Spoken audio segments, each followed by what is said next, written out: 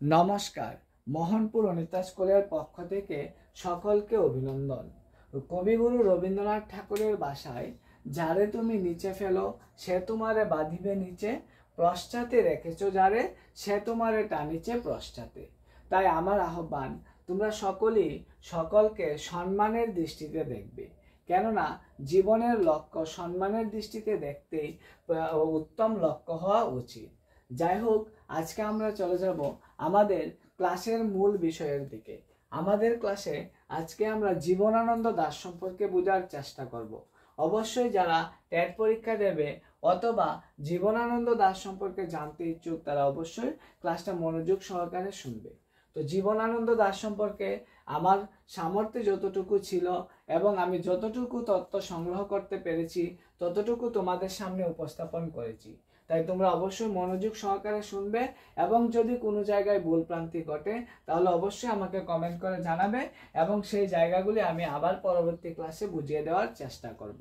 তো প্রথমেই জীবনানন্দ দাশ জন্মগ্রহণ করেছিলেন বরিশালে 17, কোনো জায়গায় পেয়েছি 18 ফেব্রুয়ারি 1899 খ্রিস্টাব্দে।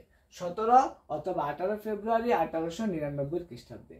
ওনার পিতার নাম ছিল সত্যনন্দ দাস। ওনার পিতার নাম ছিল সত্যনন্দ দাস এবং মাতা ছিলেন কুসুম কুমারী। ওনার পিতার নাম ছিল সত্যনন্দ দাস এবং মাতার নাম হলো কুসুম কুমারী। ওনার স্ত্রীর নাম ছিল লাবণ্য গুপ্ত। ওনার 2 সন্তান ছিলেন। তারপর ওনাকে বলা হয় বিংশ শতাব্দীর আধুনিক বাংলা কবি, প্রাবন্ধিক এবং লেখক। উনি ছিলেন, অর্থাৎ জীবনানন্দ দাশ ছিলেন আধুনিক বাঙালি কবি, প্রাবন্ধিক এবং লেখক। ওনার মৃত্যু হয়েছিল 22 অক্টোবর 1954 খ্রিস্টাব্দে। মৃত্যু হয়েছিল 22 অক্টোবর 1954 খ্রিস্টাব্দে। উনি দীর্ঘ জীবন অতিবাহিত করেছিলেন 55 বছর পর্যন্ত। ওনার পেশা ছিল অধ্যাপনা এবং উনি ছিলেন একজন উপন্যাসিক, প্রাবন্ধিক, দার্শনিক, গীতিকার, অধ্যাপক এবং সম্পাদক। অর্থাৎ জীবনানন্দ দাশ ছিলেন একজন কবি, একজন উপন্যাসিক, একজন প্রাবন্ধিক, একজন দার্শনিক, গীতিকার, অধ্যাপনা এবং সম্পাদক হিসাবে তিনি পরিচিত ছিলেন। কোনো জায়গার ওনার মৃত্যুর কারণ হিসাবে দেওয়া হয়েছে নিউমোনিয়া রোগ, আবার কোনো জায়গায় দেওয়া হয়েছে ট্রাম দুর্ঘটনা। তবে ট্রাম দুর্ঘটনাটাই আমি অধিকাংশ জায়গায় পেয়েছি, তবু আমি তোমাদেরকে দুটোটাই দিয়ে দিলাম। একটা হলো নিউমোনিয়া রোগ এবং ট্রাম দুর্ঘটনা, দুটোটাই আমি তোমাদের দিয়ে দিয়েছি। তো উনি উপাধি ছিল দাশগুপ্ত, অর্থাৎ জীবনানন্দ দাশের উপাধি ছিল দাশগুপ্ত। ওনার ডাকনাম ছিল মিলু। ডাকনাম বা ছদ্মনাম মিলু হিসাবে তিনি পরিচিত ছিলেন। যদি তোমাদের আসে তাহলে ডাকনাম ছিল কি ওনার? মিলু। তো আমরা জরা পালক এর প্রথম কবিতা আমি কবি সেই কবি, অর্থাৎ ঝরা পালক প্রবন্ধের প্রথম কবিতা ছিল আমি কবি সেই কবি, যা জীবনানন্দ দাশের লেখা। তিনি ছিলেন একজন প্রকৃতি প্রেমী।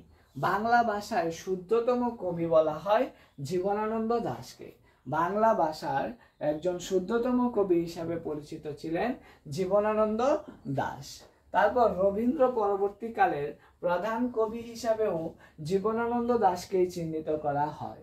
অর্থাৎ রবীন্দ্র পরবর্তী কালের কবি হিসাবে জীবনানন্দ দাশকেই কি প্রধান কবি হিসাবে চিহ্নিত করা হয়। তারপর রবীন্দ্রোত্তর যুগের শ্রেষ্ঠ প্রেমের কবিতা বর্ণলতা সেন। জীবনানন্দ দাশের লেখা বর্ণলতা সেন ছিল রবীন্দ্র যুগের শ্রেষ্ঠ প্রেমের কবিতা। তার কাব্যের মূল সুর ছিল প্রকৃতি প্রীতি। জীবনানন্দ দাশের কাব্যের মূল সুর ছিল প্রকৃতি প্রীতি। আবার বলছি, জীবনানন্দ দাশের কাব্যের মূল সুর ছিল প্রকৃতি প্রীতি। তারপর রবীন্দ্রনাথ তার কবিতাকে চিত্ররূপময় বলে ভূষিত করেছিলেন। জীবনানন্দ দাশের কবিতাগুলিকে রবীন্দ্রনাথ চিত্ররূপময় বলে ভূষিত করেছিলেন। দেশবন্ধু চিত্তরঞ্জন দাশের, অর্থাৎ দেশবন্ধু প্রয়াণে একটি ব্রাহ্মবাদী কবিতা তিনি দেশবন্ধু চিত্তরঞ্জন দাশের স্মরণে লিখেছিলেন এবং সেটা প্রকাশিত হয়েছিল বঙ্গবাণী পত্রিকায়। ঠিক আছে, অর্থাৎ বঙ্গবাণী পত্রিকায় সেটা প্রকাশিত হয়েছিল। দেশবন্ধু প্রয়াণে সেটা ছিল অর্থাৎ সেই কবিতাটি প্রকাশিত হয়েছিল। দেশবন্ধু প্রয়াণে তিনি ব্রাহ্মবাদী কবিতা লিখেছিলেন, সেটা দেশবন্ধু চিত্তরঞ্জন দাশের স্মরণে, দেশবন্ধু চিত্তরঞ্জন দাশের মৃত্যুর কয়েকদিন পর তিনি এটা প্রকাশ করেছিলেন দেশবন্ধু প্রয়াণে, এবং সেটা বঙ্গবাণী পত্রিকায় প্রকাশিত হয়েছিল। ওনার লেখা প্রথম কাব্যগ্রন্থের নাম ছিল জলাপালক, যেটাতে আমি প্রথমেই বলে দিয়েছিলাম। অর্থাৎ প্রথম কাব্যগ্রন্থের নাম ছিল জলাপালক, সেটা 1927 খ্রিস্টাব্দে প্রকাশ হয়েছিল, এবং সেই জলাপালকে প্রায় 35টি কবিতা রয়েছে। জলাপালক কাব্যগ্রন্থে প্রায় 35টি কবিতা রয়েছে। তারপর ওনার দ্বিতীয় কাব্য হলো দস্যুর পাণ্ডুলিপি। দ্বিতীয় কাব্য ছিল দস্যুর পাণ্ডুলিপি, সেটা প্রকাশিত হয়েছিল 1934 খ্রিস্টাব্দে। ওনার তৃতীয় এবং বিখ্যাত হলো বর্ণলতা সেন, এবং তৃতীয় কাব্য এবং বিখ্যাত কাব্য হিসেবে পরিচিত ছিল বর্ণলতা সেন, সেটা 1942 খ্রিস্টাব্দে প্রকাশিত হয়েছিল। তৃতীয় এবং বিখ্যাত কাব্য বর্ণলতা সেন। তারপর নীলিমা কবিতাটি কল্লোল পত্রিকায় প্রকাশিত হয়েছিল। ওনার লেখা একটা নীলিমা কবিতা রয়েছে, সেই নীলিমা কবিতাটা কি অর্থাৎ কাজী জীবনানন্দ দাশের লেখা নীলিমা কবিতাটি কল্লোল পত্রিকায় প্রকাশিত হয়েছিল। তারপর মহাপৃথিবী কাব্যগ্রন্থটি লিখেছিলেন 1944 খ্রিস্টাব্দে, এটা প্রকাশ হয়েছিল। অর্থাৎ জীবনানন্দ দাশের লেখা মহাপৃথিবী কাব্যগ্রন্থটি 1944 খ্রিস্টাব্দে প্রকাশিত হয়েছিল। আবারও বলছি, জীবনানন্দ দাশের লেখা মহাপৃথিবী কাব্যগ্রন্থটি 1944 খ্রিস্টাব্দে প্রকাশিত হয়েছিল। কবিতার কথা একটি প্রবন্ধ লিখেছিলেন উনি। জীবনানন্দ দাশের লেখা কবিতার কথা একটি প্রবন্ধ প্রকাশিত হয়েছিল। তারপর রূপসী বাংলা, জীবনানন্দ দাশের লেখা মৃত্যুর পরে সেই কবিতাটা প্রকাশিত হয়েছিল 1951 খ্রিস্টাব্দে। অর্থাৎ রূপসী বাংলা যে কবিতাটা, সেটা মৃত্যুর পর প্রকাশিত হয়েছিল 1951 খ্রিস্টাব্দে। 60টি তারার তিমির, সেটাও প্রকাশিত হয়েছিল 1948 খ্রিস্টাব্দে। 60টি তারার তিমির, সেটা প্রকাশিত হয়েছিল 1948 খ্রিস্টাব্দে। তারপর হলো 8 বছর আগের একদিন, এই কবিতাটাও জীবনানন্দ দাশের লেখা। 8 বছর আগের একদিন কবিতাটাও জীবনানন্দ দাশের লেখা, অর্থাৎ 8 বছর আগের একদিন। তারপর হলো আলু পৃথিবী গ্রন্থটিও জীবনানন্দ দাশ লিখেছিলেন। আলু পৃথিবী গ্রন্থটি জীবনানন্দ দাশ লিখেছিলেন। তারপর হলো বর্ষ আহ্বান, তার লেখা প্রথম কবিতা। ওনার লেখা প্রথম কবিতা যদি আসে তাহলে তোমরা নিশ্চয়ই লিখবে বর্ষ আহ্বান, ওনার লেখা প্রথম কবিতা। ঠিক আছে। তারপর হলো জলাপালক ছিল প্রথম প্রবন্ধ। ঠিক আছে। তারপর হলো করি কবিতায় প্রেম, ইতিহাস, প্রকৃতি চেনার ভাবধারা একসঙ্গে লক্ষ্য করা গিয়েছিল।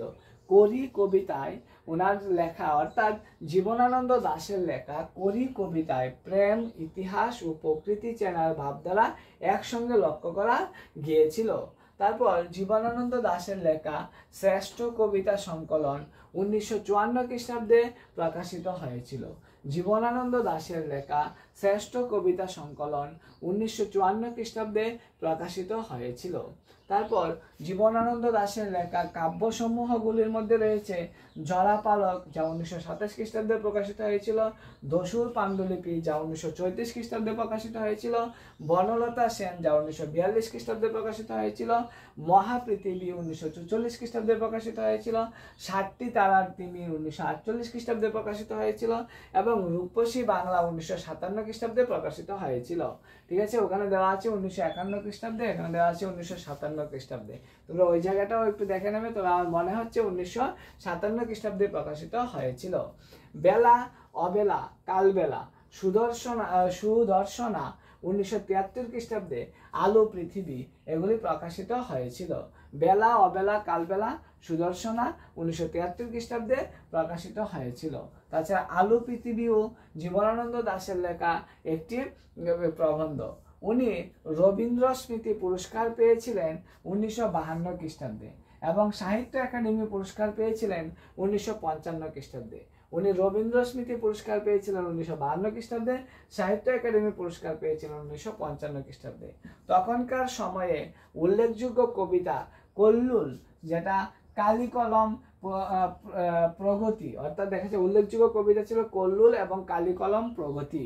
তারপর হলো পারিবারিক উপাধি ছিল ওনার দাশগুপ্ত। 1954 খ্রিস্টাব্দে মৃত্যুর পূর্বে তিনি 21টি উপন্যাস এবং 126টি ছোট গল্প রচনা করেছিলেন। 1954 খ্রিস্টাব্দে মৃত্যুর পূর্বে তিনি 21টি উপন্যাস এবং 126টি ছোট গল্প রচনা করেছিলেন। উপন্যাসগুলির মধ্যে ছিল সুতীর্থ 1948 খ্রিস্টাব্দে, মাল্যবান এবং সুতীর্থ দুটি উপন্যাস ছিল, এগুলি 1948 খ্রিস্টাব্দে প্রকাশিত হয়েছিল। এই ছিল তোমাদের জীবনানন্দ দাশ সম্পর্কে জানানো। আবারও বলছি, জীবনানন্দ দাশ সম্পর্কে যারা যারা জানতে ইচ্ছুক তারা অবশ্যই ক্লাসটা মনোযোগ সহকারে দেখবে, এবং কোনো জায়গায় যদি ভুলভ্রান্তি ঘটে থাকে তাহলে অবশ্যই আমাকে কমেন্ট করে জানাবে। আমি আবারও একবার প্রথম থেকে বলে দিচ্ছি, জীবনানন্দ দাশ ছিলেন একজন প্রকৃতিপ্রেমী। উনি বিংশ শতাব্দীর আধুনিক বাঙালি কবি, প্রাবন্ধিক এবং লেখক হিসাবে চিহ্নিত। উনি বিংশ শতাব্দীর আধুনিক বাঙালি কবি এবং প্রাবন্ধিক হিসাবে চিহ্নিত। ওনার জন্ম হয়েছিল 17 ফেব্রুয়ারি বা 18 ফেব্রুয়ারি 1899 খ্রিস্টাব্দে। ওনার পিতার নাম ছিলেন সত্যানন্দ দাস, মাতা ছিলেন কুসুম কুমারী দাস, স্ত্রী লাবণ্য গুপ্ত। ওনার 2 সন্তান ছিলেন। উনি মৃত্যুবরণ করেছিলেন 22 অক্টোবর 1954 খ্রিস্টাব্দে পশ্চিমবঙ্গে। মৃত্যুকালীন সময় ওনার বয়স ছিল 55 বছর। পেশায় ছিলেন উনি একজন কবি, উপন্যাসিক, প্রাবন্ধিক, দার্শনিক, গীতিকার, অধ্যাপক এবং সম্পাদক। উনি পেশায় ছিলেন কবি, উপন্যাসিক, প্রাবন্ধিক, দার্শনিক, গীতিকার, অধ্যাপক, সম্পাদক। আমি এখানে আবার পেশাটা আলাদাভাবে লিখেছি, উনি ছিলেন একজন অধ্যাপক। ওনার মৃত্যুর কারণ ছিল নিউমোনিয়া রোগ, কোথাও পাওয়া গেছে, আবার কোথাও পাওয়া গেছে ট্রাম দুর্ঘটনা। তো ট্রাম দুর্ঘটনাটাই অধিকাংশ জায়গায় পাওয়া গেছে, তাই আমি দুটোটাই লিখে দিলাম, ট্রাম দুর্ঘটনা এবং নিউমোনিয়া রোগ। তারপর হলো উনি ঝরাপালক। ওনার ডাকনাম ছিল মিলু এবং উপাধি ছিল দাশগুপ্ত। ওনার ডাকনাম ছিল মিলু এবং উপাধি ছিল দাশগুপ্ত। জরাপালক এর প্রথম কবিতায় আমি কবি সেই কবি, তিনি প্রথম কবিতা ছিল আমি কবি সেই কবি। জরাপালক প্রবন্ধের প্রথম কবিতাটি ছিল আমি কবি সেই কবি। তারপর হলো বাংলা ভাষার শুদ্ধতম কবিও বলা হয় জীবনানন্দ দাশকে। রবীন্দ্র পরবর্তীকালের প্রধান কবি হিসাবে পরিচিত ছিলেন জীবনানন্দ দাশ। তারপর হলো রবীন্দ্র যুগের শ্রেষ্ঠ প্রেমের কবিতা বনলতা সেন লিখেছিলেন জীবনানন্দ দাশ। রবীন্দ্র যুগের যে শ্রেষ্ঠ প্রেমের কবিতা ছিল সেটা বনলতা সেন, সেটা লিখেছিলেন জীবনানন্দ দাশ। তার কাব্যের মূল সুর ছিল প্রকৃতি ও প্রীতি। জীবনানন্দ দাশের কাব্যের মূল সুর ছিল প্রকৃতি ও প্রীতি। আবার বলছি, জীবনানন্দ দাশের কাব্যের প্রকৃতি ছিল, মূল সুর ছিল প্রকৃতি ও প্রীতি। রবীন্দ্রনাথ তার কবিতাকে চিত্ররূপ বলে ভূষিত করেছিলেন। জীবনানন্দ দাশের কবিতাগুলিকে রবীন্দ্রনাথ চিত্ররূপ বলে ভূষিত করেছিলেন। দেশবন্ধু প্রয়াণে একটি ব্রাহ্মবাদী কবিতা তিনি দেশবন্ধু চিত্তরঞ্জন দাশের স্মরণে লিখেছিলেন। অর্থাৎ দেশবন্ধু চিত্তরঞ্জন দাশের মৃত্যুর পর তিনি দেশবন্ধু প্রয়াণে একটি কবিতা লিখেছিলেন, সেটা বঙ্গবাণী পত্রিকায় প্রকাশ হয়েছিল। ওনার লেখা প্রথম কাব্যগ্রন্থের নাম ছিল জরাপালক। এই জরাপালকে প্রায় কবিতার সংখ্যা ছিল 35টি। প্রথম কাব্যগ্রন্থ ছিল জরাপালক এবং জরাপালকের কবিতার সংখ্যা ছিল 35টি। এটা 1927 খ্রিস্টাব্দে প্রকাশিত হয়েছিল। এবং দ্বিতীয় কবিতা ছিল দস্যুর পাণ্ডুলিপি, সেটা 1934 খ্রিস্টাব্দে প্রকাশিত হয়েছিল। এবং তৃতীয় ও বিখ্যাত কবিতা ছিল বনলতা সেন, যেটা 1942 খ্রিস্টাব্দে প্রকাশিত হয়েছিল। তারপর নীলিমা কবিতাটি কল্লোল পত্রিকায় প্রকাশিত হয়েছিল। নীলিমা পত্রিকাটি কল্লোল পত্রিকায় প্রকাশিত হয়েছিল। মহাপৃথিবী কাব্যগ্রন্থটি লিখেছিলেন 1944 খ্রিস্টাব্দে। কবিতার কথা একটি প্রবন্ধ তিনি লিখেছিলেন। কবিতার কথা নামে একটি প্রবন্ধ তিনি লিখেছিলেন। মহাপৃথিবী কাব্যগ্রন্থটি লিখেছিলেন 1944 খ্রিস্টাব্দে। রূপসী বাংলা জীবনানন্দ দাশের মৃত্যুর পর প্রকাশিত হয়েছিল। রূপসী বাংলা যে কবিতাটা, সেটা জীবনানন্দ দাশের মৃত্যুর পর প্রকাশিত হয়েছিল। 60টি তারার তিমির 1948 খ্রিস্টাব্দে প্রকাশিত হয়েছিল। 8 বছর আগের কথা, 8 বছর আগের একদিন কবিতাটিও লিখেছিলেন জীবনানন্দ দাশ। তারপর হলো আলো পৃথিবী গ্রন্থটি লিখেছিলেন জীবনানন্দ দাশ। বর্ষ আহ্বান তার লেখা প্রথম কবিতা ছিল বর্ষ আহ্বান। জীবনানন্দ দাশের লেখা প্রথম কবিতা ছিল বর্ষ আহ্বান। কলি কবিতায় প্রেম, ইতিহাস ও প্রকৃতি চেনার ভাবধারা একসঙ্গে লক্ষ্য করা গিয়েছিল। অর্থাৎ ওনার লেখা একটা কবিতা ছিল কলি, সেই কলি কবিতায় প্রেম, ইতিহাস ও প্রকৃতি চেনার ভাবধারা একসঙ্গে লক্ষ্য করা গিয়েছিল। ওনার শ্রেষ্ঠ কবিতা সংকলন 1954 খ্রিস্টাব্দে প্রকাশিত হয়েছিল। জীবনানন্দ দাশের শ্রেষ্ঠ কবিতা সংকলন 1954 খ্রিস্টাব্দে প্রকাশিত হয়েছিল। ওনার লেখা কাব্যসমূহের মধ্যে ছিল জলাপালক, যা 1927 খ্রিস্টাব্দে প্রকাশিত হয়েছিল, দস্যুর পাণ্ডুলিপি 1934 খ্রিস্টাব্দে প্রকাশিত হয়েছিল, বনলতা সেন 1942 খ্রিস্টাব্দে প্রকাশিত হয়েছিল, মহাপৃথিবী 1944 খ্রিস্টাব্দে প্রকাশিত হয়েছিল, 60টি তারার তিমির 1948 খ্রিস্টাব্দে প্রকাশিত হয়েছিল এবং রূপসী বাংলা 1957 খ্রিস্টাব্দে প্রকাশিত হয়েছিল ওনার মৃত্যুর পর। বেলা অবেলা কালবেলা সুদর্শনা 1973 খ্রিস্টাব্দে প্রকাশিত হয়েছিল এবং আলো পৃথিবী, এগুলিও ওনারই লেখা, কাজী নজরুল অর্থাৎ জীবনানন্দ দাশের লেখা। তারপর উনি রবীন্দ্র স্মৃতি পুরস্কার পেয়েছিলেন 1952 খ্রিস্টাব্দে, সাহিত্য একাডেমি পুরস্কার পেয়েছিলেন 1955 খ্রিস্টাব্দে। জীবনানন্দ দাশ রবীন্দ্র স্মৃতি পুরস্কার পেয়েছিলেন 1952 খ্রিস্টাব্দে, সাহিত্য একাডেমি পুরস্কার পেয়েছিলেন 1955 খ্রিস্টাব্দে। তখনকার সময়ে উল্লেখযোগ্য কবিতা ছিল কল্লোল এবং কালিকলম প্রগতি। তখনকার সময়ে উল্লেখযোগ্য যে পত্রিকা, কবিতা নয় সেগুলি হলো পত্রিকা। উল্লেখযোগ্য পত্রিকাগুলির মধ্যে রয়েছে কল্লোল, কালিকলম এবং প্রগতি। উল্লেখযোগ্য পত্রিকাগুলি ছিল কল্লোল, কালিকলম এবং প্রগতি। তারপর পারিবারিক উপাধি ছিল দাশগুপ্ত। ওনার পারিবারিক উপাধি ছিল দাশগুপ্ত। 1954 খ্রিস্টাব্দে মৃত্যুর পূর্বে তিনি 21টি উপন্যাস এবং 126টি ছোট গল্প রচনা করেছিলেন। 1954 খ্রিস্টাব্দে মৃত্যুর পূর্বে তিনি 21টি উপন্যাস এবং 126টি ছোট গল্প রচনা করেছিলেন। উপন্যাসগুলির মধ্যে ছিল মাল্যবান এবং সুতীর্থ, যা 1948 খ্রিস্টাব্দে প্রকাশিত হয়েছিল। এই ছিল তোমাদের জীবনানন্দ দাশ সম্পর্কে বোঝানো। ক্লাসটা কেমন লাগলো তা জানিয়ে অবশ্যই কমেন্ট করবে। সবাই ভালো থাকবে। নমস্কার।